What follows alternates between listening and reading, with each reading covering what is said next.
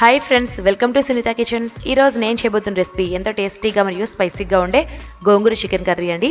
ఈ కర్రీని ఇంట్లోనే మనం ఈజీగా ఎలా ప్రిపేర్ చేసుకోవాలో మీకు ఇప్పుడు చూపిస్తాను. ముందుగా ఈ రెసిపీకి కావాల్సిన ఇంగ్రీడియంట్స్ని చూద్దాము. నేను 300 గ్రాముల బోన్లెస్ చికెన్ని తీసుకున్నాను. ఈ చికెన్ని మీడియం సైజ్ ముక్కలుగా కట్ చేసి పెట్టుకొని నీటితో శుభ్రంగా కడిగి పెట్టేసుకున్నాను. అదేవిధంగా ఒక కట్ట గోంగూరను తీసుకొని వలిచి పెట్టుకొని ఆకులని ఈ విధంగా శుభ్రంగా కడిగి పెట్టేసుకున్నాను. మిగతా ఇంగ్రీడియంట్స్ని కూడా చూసేద్దాము.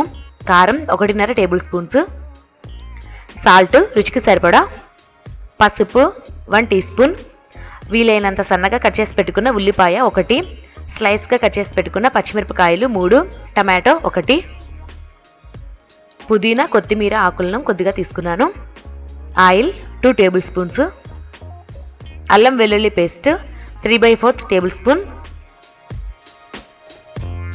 Kasuri methi 1 tablespoon, shahjeera 1 tea spoon, అదేవిధంగా బిర్యానీ ఆకులు 2, మెయిన్ మసాలా కోసము ఎండు కొబ్బరి 2 ఇంచుల ముక్క, అదేవిధంగా ధనియాలు వచ్చేసి 3/4 టేబుల్ స్పూన్ తీసుకున్నాను. వెల్లుల్లి రెబ్బలు కూడా 5-6 తీసుకున్నానండి. ముందుగా ఎండు కొబ్బరి ధనియాలను వేయించి వెల్లుల్లి రెబ్బలు వేసి ఈ విధంగా పొడి చేసి పెట్టుకోవాలి. ఇప్పుడు తయారీ విధానాన్ని చూద్దాము. స్టవ్ మీద ఒక కడాయిని పెట్టుకొని అందులో 2 టేబుల్ స్పూన్ల ఆయిల్ని వేసి మీడియం ఫ్లేమ్లో హీట్ చేసుకుందాము. ఆయిల్ హీట్ అవ్వగానే ముందుగా బిర్యానీ ఆకులు అదేవిధంగా షాజీరాను కూడా వేసుకొని కొద్దిగా చిటపట్లాడనివ్వాలి. బిర్యానీ ఆకును షాజీరాను వేయడం వల్ల ఈ కర్రీకి మంచి ఫ్లేవర్ వస్తుంది. ఇప్పుడు వీలైనంత సన్నగా కట్ చేసి పెట్టుకున్న ఉల్లిపాయ ముక్కలు అదేవిధంగా స్లైస్గా కట్ చేసి పెట్టుకున్న పచ్చిమిరపకాయ ముక్కల్ని వేసేసుకుందాము.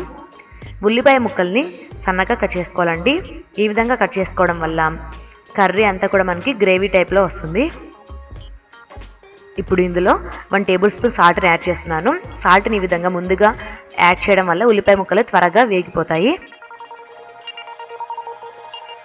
ఉల్లిపాయ ముక్కలు దోరగా వేగిన తర్వాత పుదీనా కొత్తిమీర ఆకులను యాడ్ చేద్దాము. వీటిని ముందుగానే యాడ్ చేయడం వల్ల మంచి అరోమాటిక్ స్మెల్ వస్తూ మంచి ఫ్లేవర్తో ఉంటుందండి కర్రీ అంతా కూడా. ఇందులోనే 1 టేబుల్ స్పూన్ అల్లం వెల్లుల్లి పేస్ట్ని కూడా వేసి పచ్చివాసన పోయేంత వరకు 2 నిమిషాల పాటు మీడియం ఫ్లేమ్లో పెట్టుకొని ఫ్రై చేసుకుందాము.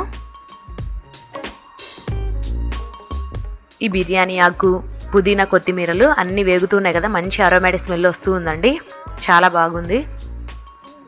2 నిమిషాల తర్వాత కసూరి మేతిని కూడా యాడ్ చేస్తున్నాను. ఈ కసూరి మేతి మీకు అందుబాటులో లేకపోతే మెంతి ఆకును కూడా వేసుకోవచ్చండి. ఇందులోనే పసుపును కూడా యాడ్ చేసేస్తున్నాను. పసుపును యాడ్ చేసిన తర్వాత మరొకసారి బాగా మిక్స్ చేసుకుందాము. ఇప్పుడు శుభ్రంగా కడిగి పెట్టుకున్న గోంగూరను వేసేసుకుందాము. ఈ గోంగూరను కంటిన్యూస్గా కలుపుకుంటూ 1 నిమిషం పాటు కుక్ చేసుకుందాము మీడియం ఫ్లేమ్లో. 1 నిమిషం తర్వాత కట్ చేసి పెట్టుకున్న టమాటా ముక్కల్ని అదేవిధంగా కారం యాడ్ చేద్దాము. కారం కొద్దిగా ఎక్కువే పడుతుందండి. నేను 1.5 టేబుల్ స్పూన్స్ యాడ్ చేశాను. ఎందువల్ల అంటే గోంగూర పుల్లగా ఉంటుంది కదా, అందువల్ల ఎక్కువనే పడుతుంది.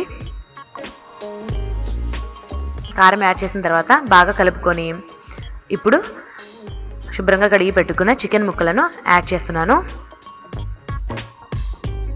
ఈ గోంగూర మిశ్రమంలో చికెన్ బాగా కలిసే విధంగా కలుపుకొని 3-4 నిమిషాల పాటు మూత పెట్టుకొని కుక్ చేసుకుందాము మీడియం ఫ్లేమ్లో. చూడండి, 3-4 నిమిషాల తర్వాత చూస్తే చికెన్ ఈ విధంగా తయారైందండి. కలర్ కూడా కొద్దిగా చేంజ్ అయింది. అందులో ఇప్పుడు తగినన్ని వాటర్ని పోసేసి 7-8 నిమిషాల పాటు కుక్ చేసుకోవాలండి. అదేవిధంగా రుచికి సరిపడా సాల్ట్ని కూడా యాడ్ చేద్దాము. ఎందువల్లంటే నేను ముందుగా ఉల్లిపాయలను వేయించుకునేటప్పుడు కొద్దిగా సాల్ట్ని యాడ్ చేశాను కదా, కాబట్టి కొద్దిగా చూసి వేసుకోండి. 7-8 నిమిషాలు ఉడికించిన తర్వాత చికెన్ ఈ విధంగా తయారైందండి. కర్రీ కూడా దగ్గర పడింది. ఇందులో ఇప్పుడు ముందుగా మనం గ్రైండ్ చేసి పెట్టుకున్న మసాలా పౌడర్ని యాడ్ చేసుకొని మరొక 3-4 నిమిషాల పాటు కుక్ చేసుకుంటే మనకి కర్రీ రెడీ అయిపోతుంది. మధ్య మధ్యలో మనం ఈ విధంగా కలుపుకుంటూ ఈ కర్రీని అంతా కూడా కుక్ చేసుకోవాలి.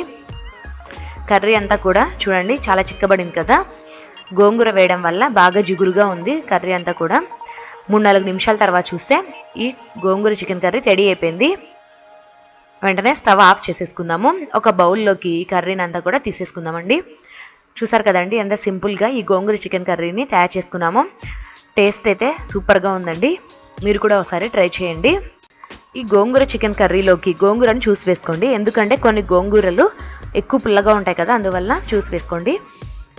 ఈ కర్రీని మనము రైస్లోకి చపాతీలోకి దేంట్లోకైనా తీసేసుకోవచ్చండి. స్పెషల్లీ పలావ్ అదేవిధంగా బగారా రైస్లోకి అయితే ఈ గోంగూర చికెన్ కర్రీ చాలా బాగుంటుందండి కాంబినేషను. చూసారు కదండి ఎంత ఈజీగా ఈ గోంగూర చికెన్ కర్రీని ప్రిపేర్ చేసుకున్నాము. ఈ వీడియో కనుక మీకు నచ్చినట్లయితే నా ఛానల్ని సబ్స్క్రైబ్ చేసుకొని ఒక లైక్ చేసి కామెంట్ పెట్టండి. అదేవిధంగా మీ ఫ్రెండ్స్కి రిలేటివ్స్కి కూడా షేర్ చేయండి. Thank you for watching.